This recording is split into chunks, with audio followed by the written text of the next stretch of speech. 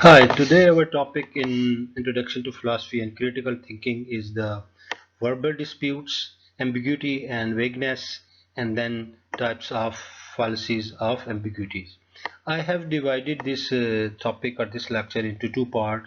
The first part will be verbal disputes, ambiguity and vagueness, and the second part will be types of fallacies of ambiguity. So let's go one by one. So let's discuss in part 1 the verbal disputes, ambiguity and vagueness. In the previous lecture we talked about the use of language in philosophy or in critical thinking. So and we also talk about different meanings of the words and how we use linguistic to express our arguments. So let's see furthering this that the same things is like next is the verbal disputes. Intuitively, a dispute between two parties is verbal when the two parties agree on the relevant facts about a domain or area of concern, but just disagree about the language used to describe that domain. So like I told you, it is about the language issue. So when we are using one word which have two meanings or three meanings or more than one meanings, and different parties interpret that particular word differently, even though they are in their domain, the main thing they are agree, but when they start writing a contract or a agreement, they have like verbal dispute. So once we resolve an issue about language, the dispute over the non-linguistic domain evaporates, or at least should evaporate. So what we do, we discuss that and we resolve that issue or dispute, and then all the non-linguistic domain even finished. So a dispute usually arises when a person A rejects as false an assertion made by another person B, or else makes a contrary assertion himself. So this is the definition of dispute. Usually arises when a person A rejects as false an assertion made by another person, or else makes a contrary assertion himself. Such a dispute can be factual or verbal. So when we don't agree on something, one is saying this is false, another is saying you are false or something, so there is it's called dispute. So some disputes are about factual and the others are something about the verbal. So let's see what is the difference between factual and verbal disputes. Okay, the example of verbal dispute is like Kami has a new laptop. So this is the statement. No, he doesn't have. Uh, he does not. His brother gave him his old computer when he upgraded his own, and that computer is at least 5 years old. So does Kami has a new laptop? This depends on how one defines new. So this is as a also called a verbal dispute. So what is the meaning of new? So for maybe for Kami is a new, but actually it is not new. So this is called a verbal dispute. So what is the difference between verbal and factual disputes? Verbal is due to the meanings, different meanings of the same word, and factual is about the dispute about the facts. So verbal disputes are often contrasted with factual disputes, where disagreements have to do with the different opinion about facts, not the meaning. Like I explained to you, facts, and both parties have different facts about the thing. So it is actually factual dispute, that something belong to you or something belong to me. So that is like a factual or a figurative difference or quantitative difference is called the about the factual dispute. If someone thinks Sydney is the capital of Australia and others disagree, then disagreement is a factual, because Sydney is not the capital of Australia. So this is the fact. There's nothing verbal dispute, but it is factual dispute, that we are giving it is not the correct information or facts. So this is the main difference between verbal and factual disputes. So our next topic is ambiguity and vagueness. Basically, it is some verbal dispute or factual dispute due to which this ambiguity or vagueness appears in the agreement. So some disagreements are merely verbal, which means clearly defining terms can resolve such agreements. So vague and ambiguous words lead to the most common types of verbal disagreement. So like I told you, and we talk about the verbal disagreements or verbal disputes are mostly they are due to vagueness or ambiguous. So we will discuss in the next slides. So what is ambiguity and what is the vagueness?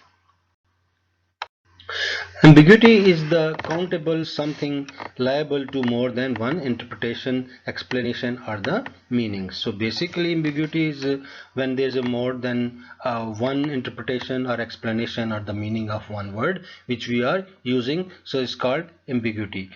For example, each of us saw a duck. So it is not clear whether the word duck refers to an action of ducking or a duck that is a. So duck has two meanings. One is like a bird duck, and the other is ducking when you are avoiding something. When something is hitting you, you avoid something. So these are the two different meanings of the same word. So while vagueness is uncountable, the condition of being unclear or vague. So vagueness is when the things are not very clear, you cannot count them. So the major difference is countable and uncountable. So countable is mean you have more than one meanings, and uncountable means thing is that things are not clear. For example, go down the road a ways and then turns right is vague because a ways does not precisely explain how far one should go down the road.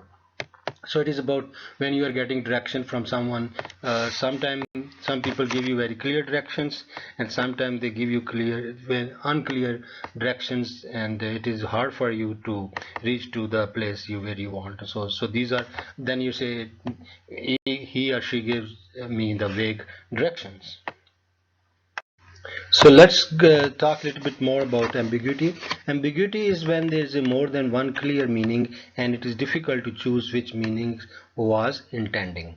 So for example, Paul went to bank is ambiguous because bank could mean a river bank or a financial institution. So it is creating ambiguity. So when there is a clear two meanings of the same word, he was cut could mean that he was cut from the team or he was cut by a sharp object. So cut has two different meanings, clear meanings. One is of cut off from the team or from a group, and the second one is that injured due to some cut. Another example, the stool is in the garden is ambiguous because stool could mean poop or a chair. So stool has two different meanings. So when you say something like this, it is ambiguous.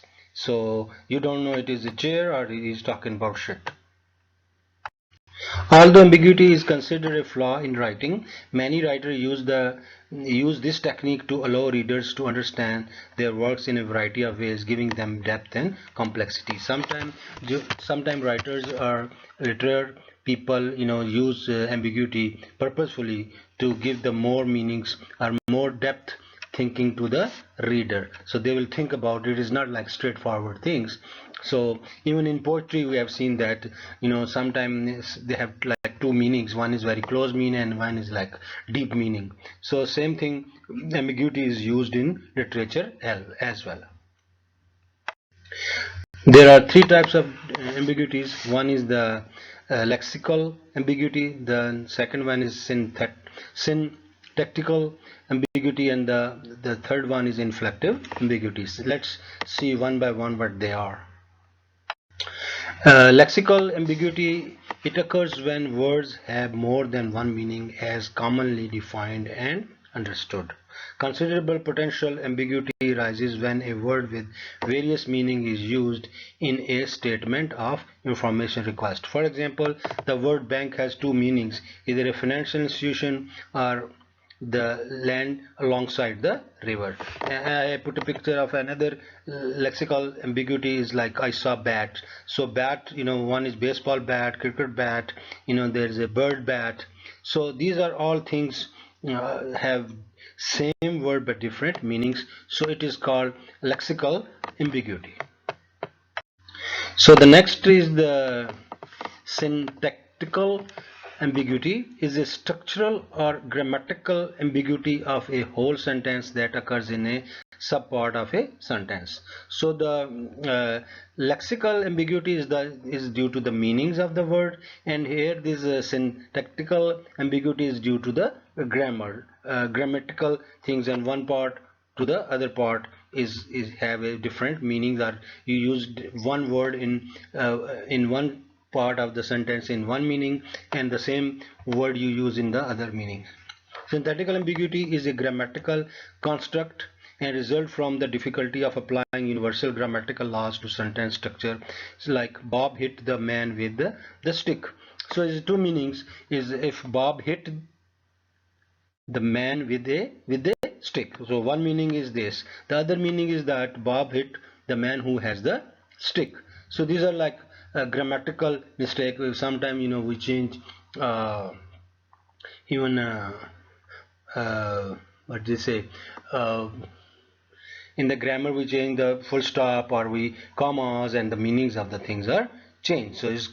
So different people, maybe while they are writing they do the different. So I have put another example, call me a cab. So okay, you are a cab, but actually he was asking that call a cab for me. He is not saying that my name is cab. So this is another syntactical ambiguity. The third one is inflective ambiguity. In a compositive ambiguity containing elements of both lexical and syntactical ambiguity. So in this there's both things are involved. An example of inflective ambiguity is that use of same word scheme with two different meanings in a facetious arguments. So Bob has devised a scheme to save cost by recycling paper. Therefore Bob is a schemer and should not be trusted. So he is planning something to save the money, but since he is scheming that thing, so he becomes schemer, and the person who is thinking like things shouldn't be trusted. So it's called inflective ambiguity. After explaining the ambiguity in detail, let's talk about the vagueness. Vagueness refers to a lack of clarity in meaning. For example, go down the road a ways and then turn right is vague because a ways does not precisely explain how far one should have to go down to the road, like we have already explained to that. Then application and the value of the vagueness. So it's better that you will define things very precisely. This will reduce vagueness and ambiguity so that you are not talking past each other. So you will not, you should be very clear that you are not past me. I'm saying something and then you are getting the clarification. So people who are intelligent, who for this reason we study philosophy, and that when we should talk, we talk very precisely and very clearly. It will also help us to avoid the equivocation fallacies. So what is equivocation fallacies, which we discuss in later part of this lecture? It is a fallacy of equivocation occurs when a key term or phrase in an argument is used in an ambiguous way with one meaning in one portion of the argument and the other meaning is another portion of the argument. So we use two same word but different meanings in the different part of our argument. It's called fallacies of equivocation.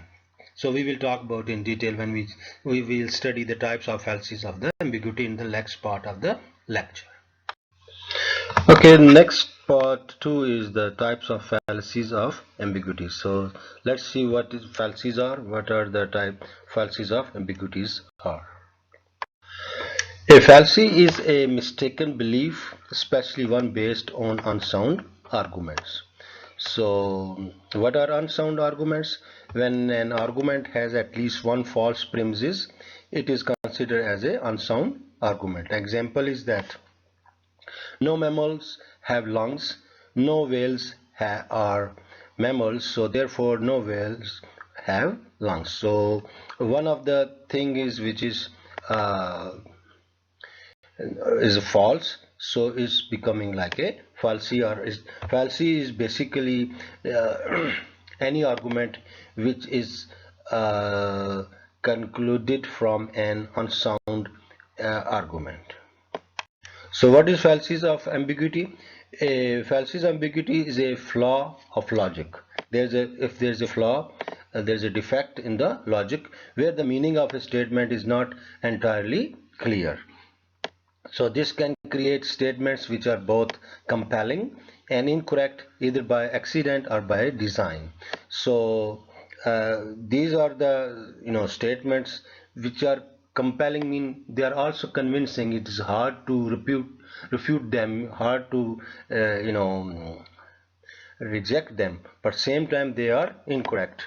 So either by intentionally or unintentionally, so you by accident, by mistake, or by deliberately effort. So this is called fallacies of ambiguity. The next is the types of fallacies of ambiguity. So after defining the fallacies of ambiguity, let's see what are the different kinds or types of fallacies are. So logicians have taken this topic much further by identifying several fallacies of ambiguity. Number one is composition, then deviation, then equivocation, and amphibole and accent. So let's see what they are. Composition, as we know, the meaning of composition is the way in which a whole or mixture is made up. So how they are composed of. So the fallacy of composition involve an inference from attribution of some feature to every individual members of a class or a part of greater whole to the possession of same feature of entire class or whole. So it is from some to entire. So if we take some feature of something and then apply this with the entire class of that thing. Example, that every course I took in college was well organized, therefore my college educations are well organized. So these courses are like some feature of education of that college particular, but we are applying to the whole college. Even if the premises is true of each and every component of my curriculum, the whole could have been a chaotic mess. So this reasoning is defective. Maybe each subject, each course is well designed, but overall total program is maybe chaotic, maybe not very well organized. So this is become like a defective reasoning. The next is the fallacy by the deviant. Similarly, the fallacy of deviant involves an inference from the attribution of some feature of an entire class or whole to possession of the same feature by which its individual members or parts are. So it is kind of reverse of composition. So composition is putting together and deviant is dividing, as you know. So ocelots are dying out. So this is like one of the species is dying out. So sparky is an ocelot, so therefore sparky is now dying out. So but this is, although the premises is true of the species as a whole, this unfortunate fact does not reflect poorly upon the health of any of the individual member. So maybe the species is dying, but a particular maybe species is not dying. So this is called deviant, fallacies of deviant. This is another type of fallacies of ambiguity, which is called equivocation. So the meaning is that calling two different things by the same name. This is the meaning. And equivocation trades upon the use of an ambiguous word or phrase in one of its meaning in one of the proposition of an argument, but also in other its meaning is a second proposition. So when you are using two proposition and using same word in the both proposition or statements, but there we are taking two different meanings of the same word. So it's called fallacies of equivocation. So for example, it's a very simple example: trees are branches and my bank has branches all over the world, therefore my bank is tree. So they are using the word branch into different statement with different meanings. So here our branches are used in different ways in the two premises of the argument. So the link they seem established between the terms of calculation is spurious or false.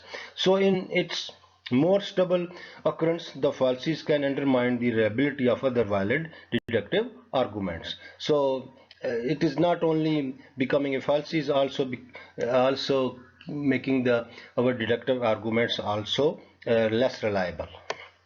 So I hope you understand what is the meaning of equivocation. Equivocation is when you're using same words in a proposition, in a statement, but having different meanings. There is another example: is really exciting novels are rare, but the rare books are expensive. So therefore, really exciting novels are expensive.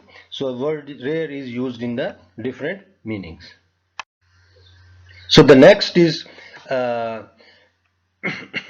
amphiboly or logical fallacies. So linguistically, an amphiboly is a type of ambiguity that results from ambiguous grammar as opposed to one that results from the ambiguity of word or phrases. That is we have discussed in the previous one, which is called